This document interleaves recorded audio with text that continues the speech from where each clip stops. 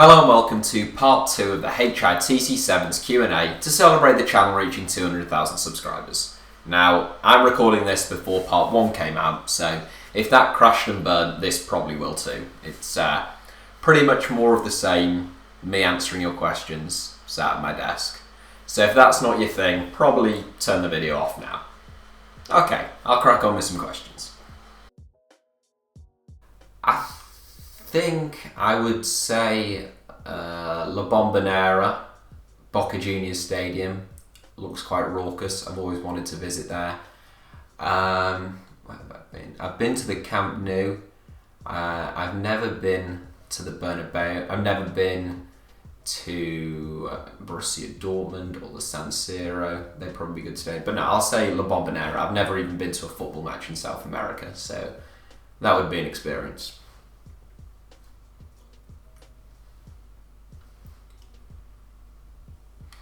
The greatest footballing moment of all time. It depends whether that's supposed to be from a personal perspective or from a neutral perspective. I was at the game where Alan Pardew headbutted David Myler. That's got to be up there. Personally, as a Hull City fan, self-confessed, it would have to be the 2008 playoff final. Over 100 years old, well, 104 years at the time. Hull City had never played in the Premier League. And then we went through all 4 divisions in just 4 years, pretty much, 2004 to 2008. And Dean Windass, who's from Hull, scored the only goal of the game, so that was pretty special. From a neutral point of view, the greatest moment, well, it would probably be before I was born. In my lifetime, the 2010 World Cup final was a nice moment in the sense that a proper footballing team, Spain, overcame, in that game, basically a team of thugs in the Netherlands, which isn't really what we're used to from the Dutch. But yeah, I'm probably missing some, but that's the problem with doing this off the cuff and not planning it like I do with a normal video. One historical moment. I should point out I'm doing these questions off the cuff with no planning. So that's a good question.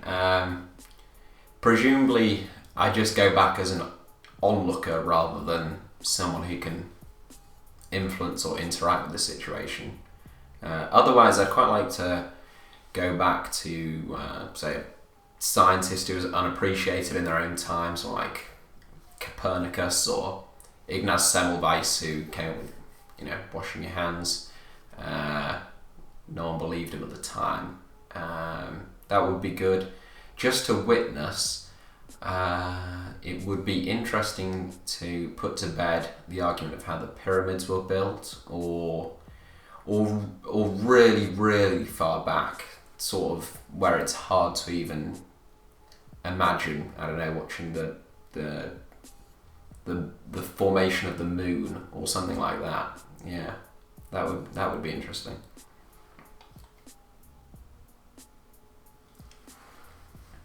Handball, get rid of it. Yeah, just kidding. That would of course be havoc. Right now, if I could get rid of one rule, I would probably say VAR, despite having originally been a fan of the concept. I don't think it's worked. I did a video on 7 reasons why I've changed my mind on VAR, if you would like to see me expand on that point. But yeah, right now, I'd say VAR.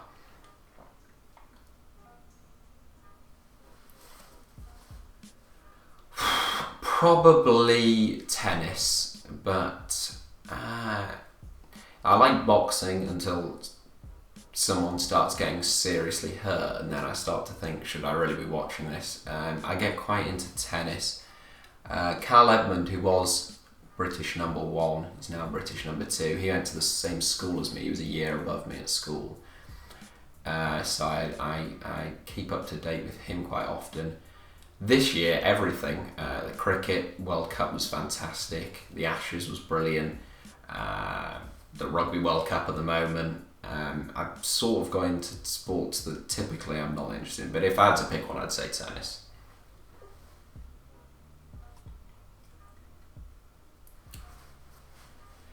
In short, yes, I think it would, but I think the odds of it ever happening are very slim. It's not in the American style, and MLS clubs, I suspect, would have to vote in favour of it when it would to any of them who would have any chance of getting relegated, which is almost all of them, would be voting against their best interests and a dramatic reduction in revenue if they voted to implement it. So yes, but I don't think it'll ever happen.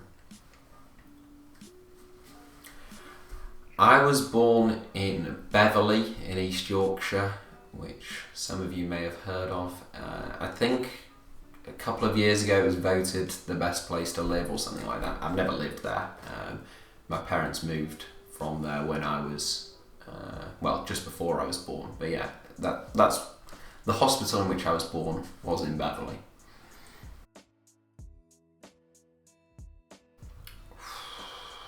Tough question. The best game I have ever seen on TV is potentially the Liverpool-Manchester City game last season, the 2-1 win, Leroy Sané scoring the winner. In terms of the quality of football, the tempo of the game, the touch, the passing, that was an incredible game of football, purely in terms of quality. Live, what is the best game I've ever seen? I saw excluding Hull City games, I saw the Manchester derby in which Paul Scholes made his comeback from retirement. That was a good game in terms of excitement. I think it was 3-2 to Manchester United. That was a great game. If I was to pick a Hull City game, then I would say,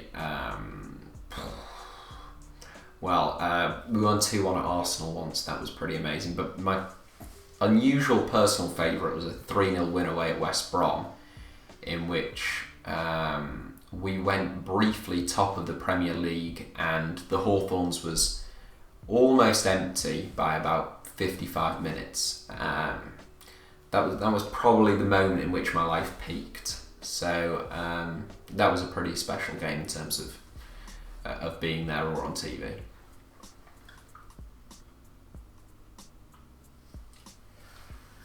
Loads of people asked whether I play football myself, whether I was any good, that type of thing. I was never good enough to be a footballer, put it that way. I was quite keen on football. I used to play every Sunday, and then I started going to a school where I had to go to school on Saturdays. I had to go to school 6 days a week, and we used to train my team on a Saturday and play on a Sunday, so I could no longer train, and that was alright for about a year, and then I think people were a bit like, why doesn't he have to do any training? So I stopped playing football. Then I started again when I was in sixth form. Started playing 11-a-side. I haven't played 11-a-side since that. People ask what position I was. Moved around a bit. When I was younger, I tended to play on the left wing, like to cut inside. Now I'd probably play in midfield. But no, I just play 7-a-side now at a club some of you may have heard of called North Ferriby. They actually folded quite recently and had to be reformed as a Phoenix club. But I play there every Monday night, and I sometimes play on a Thursday night as well, but nothing particularly serious.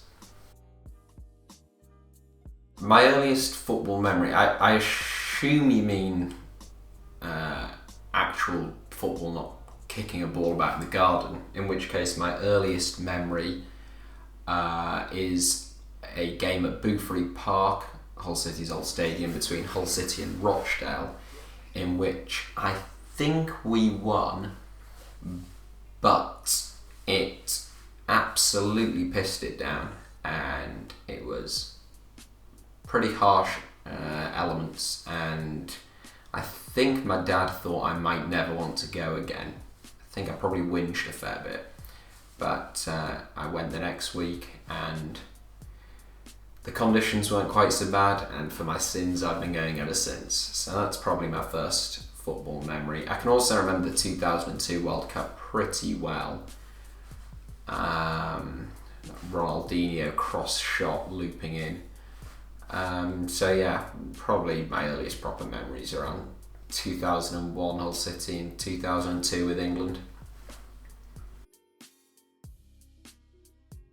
My favourite player in the world right now, probably unsurprising to most of you, would be Lionel Messi. He's just a freak of nature and we should cherish him whilst he's here.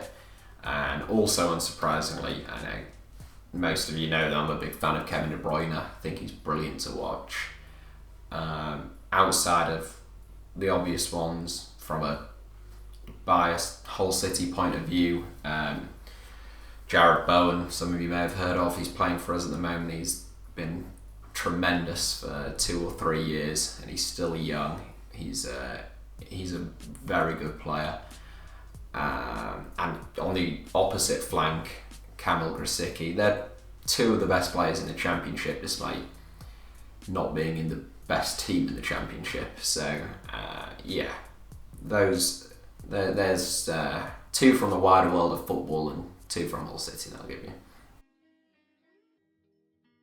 The most influential footballer in my life would probably be Stuart Elliott, because he was the man, I would say, who made me fall in love with football at that age where most people probably really start to get into football.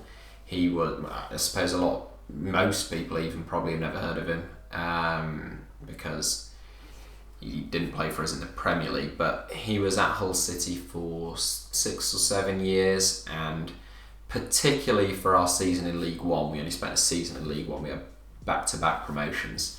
He was incredibly prolific. He was a left winger, but he scored more goals than anyone else in our team. That season he was injured for 2 months of the season, and he was still the joint top scorer in England with Henry, if I'm not mistaken. So yeah, he was particularly influential in terms of making me love the game. In terms of time, clearly Neil Franklin. I spent 2.5 years writing a book about him. But no, in terms of that original sort of flicking the switch and making me love the sport, Stuart Elliott.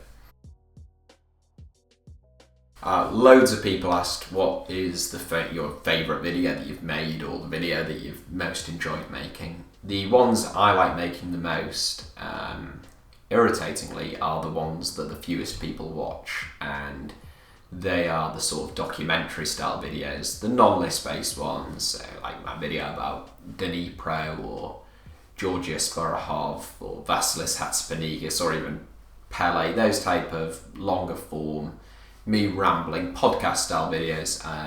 They're more like what I used to do with my website, and I enjoy making those. But the others are fun as well. I like doing the really long ones, like the best footballer from every country in Europe. They're fun to research and to come up with, but they do take a long time. But no, my particular favourite ones are always the non-list based ones. That's it for part 2 of the HITC7's Q&A to celebrate the channel reaching 200,000 subscribers. I should point out that they were all recorded in one sitting. I don't just only own one t-shirt, and there is way more footage out there. So I could do a part 3, but I'm not sure if I will yet. I'm not particularly convinced that these videos are overly interesting. Anyhow, thank you all for watching. Thank you all for the comparisons of people who I look like in part 1. And if you don't already subscribe, do of course go ahead and hit the subscribe button now, and give us a like if you, for some reason, enjoyed this video.